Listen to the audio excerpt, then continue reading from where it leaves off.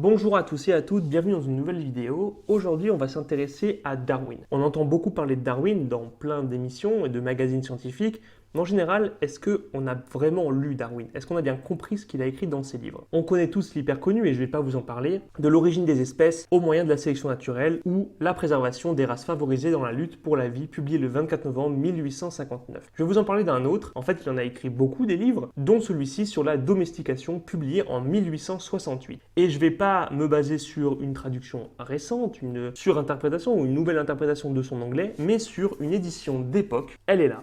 Datée de 1879, c'est la seconde édition de son ouvrage. C'est dans cette édition d'ailleurs qu'il va écrire une préface spécialement pour cette édition. Et pour un naturaliste que je suis, c'est quand même très émouvant de lire une préface écrite et signée par Charles Darwin. Je vous la lis. Depuis la publication de la première édition de cet ouvrage, j'ai continué autant que possible les recherches que j'avais entreprises sur les questions qui y sont traitées. Grâce à l'obligeance de mes correspondants, j'ai pu recueillir un grand nombre de faits nouveaux dont j'ai enrichi cette seconde édition. J'ai profité de ce remaniement de mon ouvrage pour corriger certaines erreurs qui m'ont été signalées par les critiques et j'ai ajouté beaucoup de notes. Signé C.H. Darwin. Dans cet ouvrage, il va s'intéresser à la domestication et ça va être un lien très important pour comprendre la sélection. Le premier chapitre se base sur la domestication des chiens et des chats et l'origine des races. C'est vrai qu'on peut se demander, il y a énormément de races de chiens, un peu moins de chats, mais d'où est-ce qu'elles arrivent toutes ces races? Alors, il ne s'intéresse pas ici à l'origine précise de l'apparition du chien et du chat, mais vraiment de l'origine des races et d'où elles proviennent.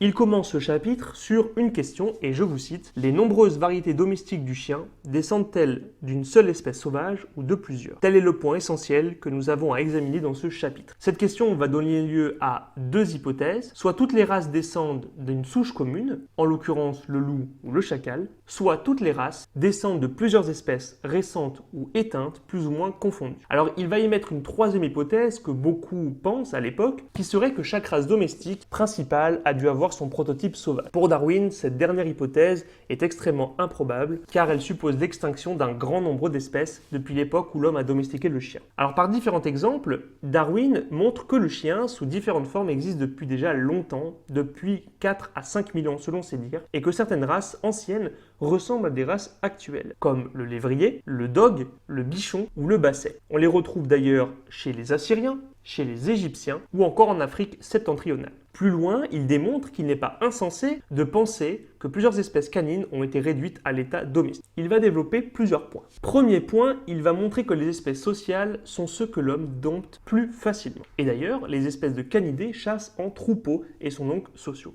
Il ajoute qu'en étant reculées, les espèces locales, n'ayant pas de crainte instinctive ou héréditaire, se laissent facilement dompter. Il va prendre par exemple le gros chien loup, Canis antarcticus, présent sur les îles Falkland, qui ne démontra aucune crainte à la rencontre des matelots du Byron.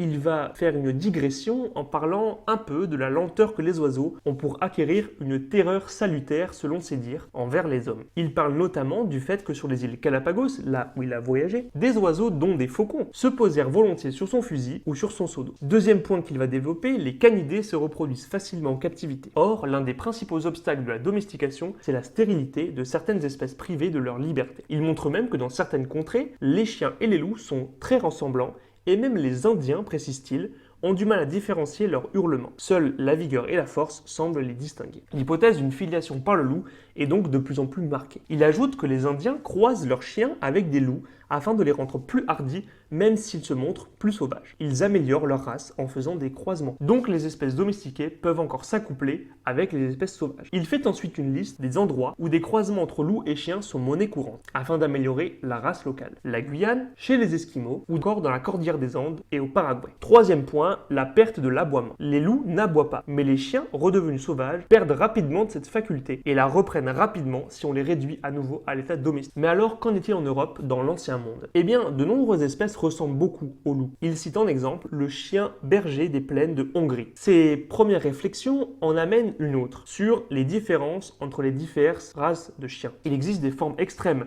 comme le lévrier, les bulldogs, les terriers, les roquets ou les limiers. Comparées aux autres races, elles traduisent une origine distincte et anomale. Vu que l'on ne connaît pas de peuple sauvage ayant de tels chiens, alors ils ne peuvent être que le fruit d'une longue civilisation. Mais il est bien obligé d'admettre qu'il ignore absolument les causes précises qui ont amené des différences si considérables. Malgré tout, les peuples ont sélectionné des individus pour leur qualité au travail.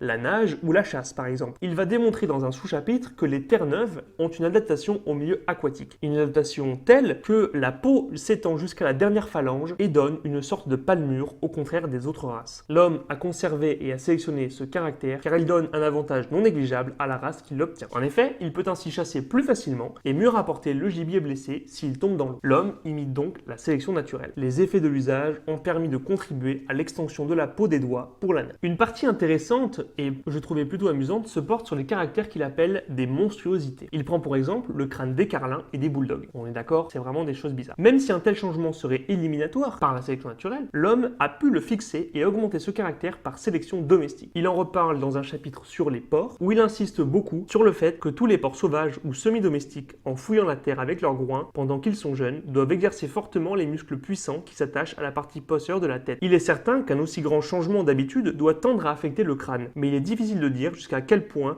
on peut expliquer par là la réduction de la longueur et de la forme concave de sa partie antérieure. On sait que chez plusieurs animaux domestiques tels que les bulldogs et les carlins, on peut remarquer une tendance prononcée vers le raccourcissement des os de la face. On a donc ici un crâne qui s'est modifié par perte d'usage. Il conclut pour les chiens par ceci. La ressemblance qu'offrent dans différents pays les chiens à demi-domestiques avec les espèces sauvages qui s'y trouvent encore, la facilité des croisements et la valeur qu'ont aux yeux des sauvages des animaux même à demi apprivoisés sont d'autant de raisons qui nous autorisent à penser que les chiens domestiques descendent majoritairement de deux vraies espèces, Canis lupus, c'est le loup, et Canis latrans, c'est le coyote. Il rajoute une hypothétique espèce de loup indien, il ajoute à cela, en moindre mesure, deux espèces canines d'Amérique du Sud et les races de chacal, Canis aureus. Et aujourd'hui, qu'en pense-t-on? En ce qui concerne le chien, les origines sont controversées sur le début de la domestication, la date précise et le contexte. Mais plusieurs études génétiques ont bien démontré que le chien vient de la domestication du loup, et plus précisément de deux domestications, le loup européen et le loup d'Asie du Sud-Est. Le loup est l'espèce la plus proche du chien avec une ressemblance à 99,8%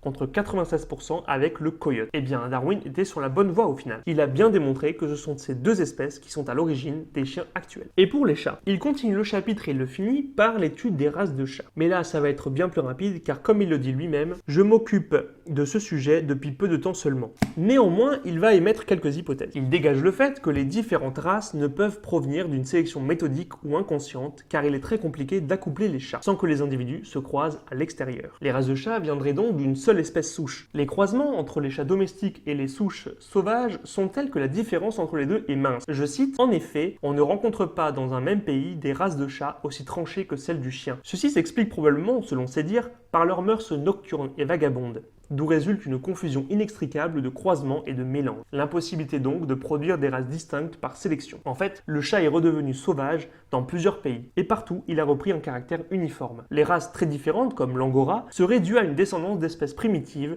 ou à l'action directe des conditions d'existence, comme au Paraguay, à Mombasa ou à Antigua. Qu'en pensent actuellement les chercheurs? Eh bien, ça serait dans le croissant fertile que serait né le lien entre chat et homme, probablement associé à l'apparition de l'agriculture. Tous descendraient d'une seule espèce de chat sauvage, Felis silvertis, et peut-être même plus précisément une sous-espèce du Proche-Orient, Felis silvertis libica. Là encore, Darwin a eu le nez creux. Bon, alors j'espère que ça vous a plu, cette petite vidéo hors série sur Darwin et sa vision de la domestication. Je n'ai traité ici que les chiens et les chats, mais on peut traiter plein d'autres choses qu'il parle dans son livre, les chevaux, les ânes, les moutons, mais aussi des espèces végétales. A bientôt pour une nouvelle vidéo, cette fois sur le milieu marin. Ciao!